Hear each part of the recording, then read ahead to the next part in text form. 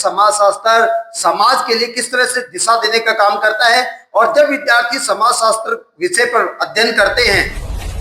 तो हमारे जो एडमिशंस लेते हैं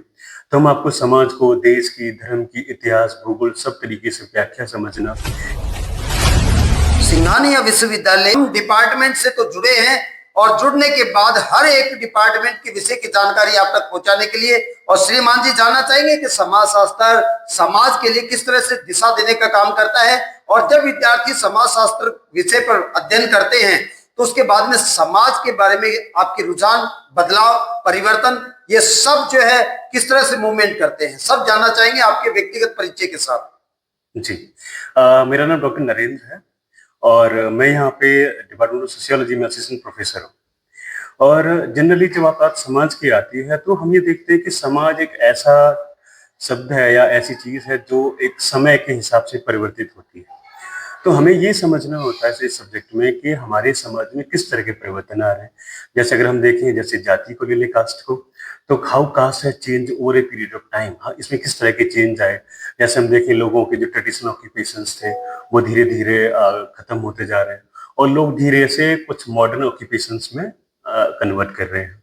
तो एक तो उसका क्या चेंज आया लोगों की जीविका पे। दूसरा, जैसे अगर मान लीजिए क्लाइमेट चेंज है या फिर जो गवर्नमेंट की पॉलिसीज हैं उनका क्या इम्पैक्ट आ रहा है। एजुकेशन में कास्ट का क्या रोल है, या फिर रिलीजन का ले लीजिए, और या फिर हम ये ले लें कि जो कोई छात्र है वो जिस बैकग्राउंड से आ रहा है उस बैकग्राउंड का क्या इम्पैक्ट है। तो ये सारी चीजों को हम इस सब्जेक्ट में समझते हैं और इसमें हम बच्चों को इस तरह तैयार करते हैं कि आप हमारे जो एडमिशंस लेते हैं तो हम आपको समाज को, देश की, धर्म की, इतिहास, भूगोल सब तरीके से व्याख्या समझना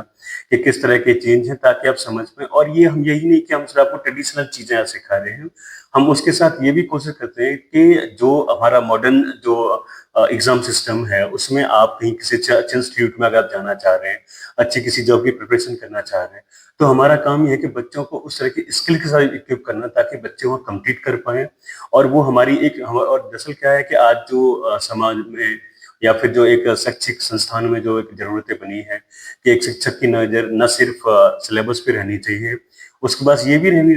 उसकी भी जरूरत आ गई है कि अब ये कि मार्केट में बच्चों को जब वो ये कोर्स कंप्लीट करके निकलेंगे तो उनको किस तरह के मौके मिलेंगे। तो हमारी पूरी कोशिश ये है कि जो बच्चे जैसे कोई असिस्टेंट प्रोफेसर की तैयारी करना चाह रहे हैं, यूजी के बाद पीजी करना चाह रहे हैं, उस तो या पीजी में आ रहे हैं तो उसके बाद या फिर कहीं अच्छे से पीएचडी करना चाह रहे हैं, आप रिसर्च में अपना अपना करियर बनाना चाह रहे हैं या किसी एनजीओ के साथ करना चाह रहे हैं, या फिर अगर आपकी मान लो इलेक्शन मैनेजमेंट के बारे में अगर आपको अच्छी ट्रेनिंग है, जैसे मेरा कास्ट मोबिलाइजेशन पे मेरा रिसर्च है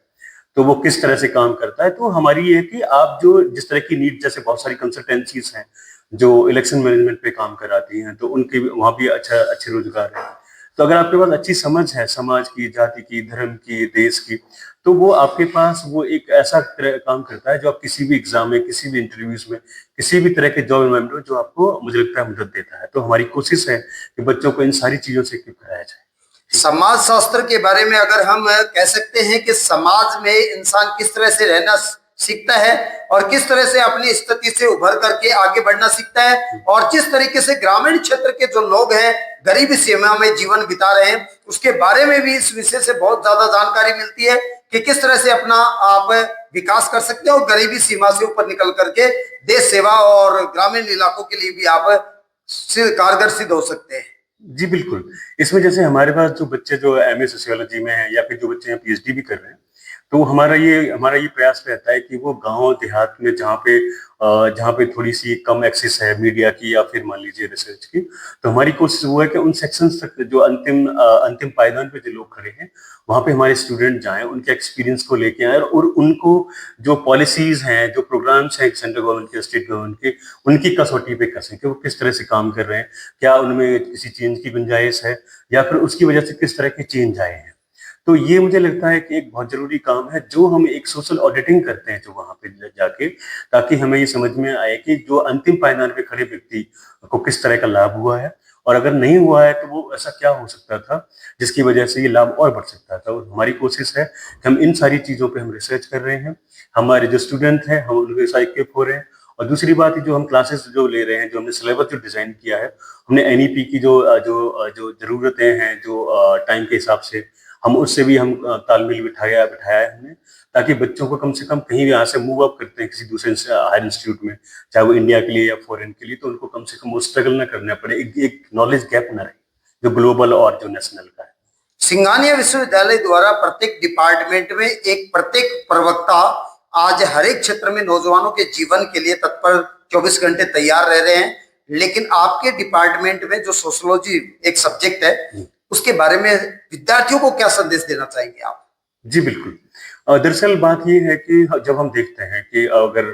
हम टोटल परसेंटेज देखें कि जो बच्चे पीजी में आ पाते, मुझे लगता है कि उनकी पॉपुलेशन मुझे लगता है कि 0.1 और 2% के आसपास है। तो मुझे लगता है कि अगर आप इस सब्जेक्ट में आ रहे हैं जैसे सोशियोलॉजी में, तो आपके पास एक तो समाज की बेहतर समझ होती है कि समाज कैसे चेंज हो रहा है,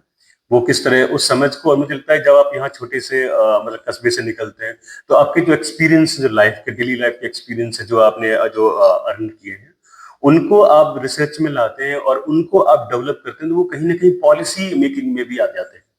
और उस तरह से क्या होता है कि आप अपने समाज के या फिर जहाँ जिस समाज का रिसर्च करना चाहते हैं उसके कहीं ना कहीं आप उसके उद्धार के लिए, उसके उत्थान के लिए आप काम कर रहे हैं। तो मुझे लगता है ये एक बहुत बड़ा काम है जो आप किसी एक समाज को डॉक्यूमेंट कर रहे होते हैं,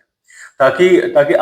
जो भावी जो लोग जो आएंगे रिसर्च करेंगे आज से 10, 20, 50 साल बाद, उनको समझ में आएगा कि 2025 में समाज कैसा था, उस तरह क्या चेंज आ रहे थे। तो मुझे लगता है ये एक बहुत बड़ी चीज है जब आप किसी चीज को डॉक्यूमेंट करते हैं, और पर्टिकुलरली वो सारी चीजें पॉलिसी में, चाहे वो पॉलिसी का काम हो और चाहे वो किसी समाज के उत्थान में हो, मुझे लगता है ये बहुत जरूरी चीजें हैं जो हम लोग बच्चों को सिखा रहे हैं, या फिर हम जो बच्चे हमारे पास आ रहे हैं, हम उनको यही कोशिश कराएंगे उनको इनकी बेहतर समझ हो अपने समाज की, देश की।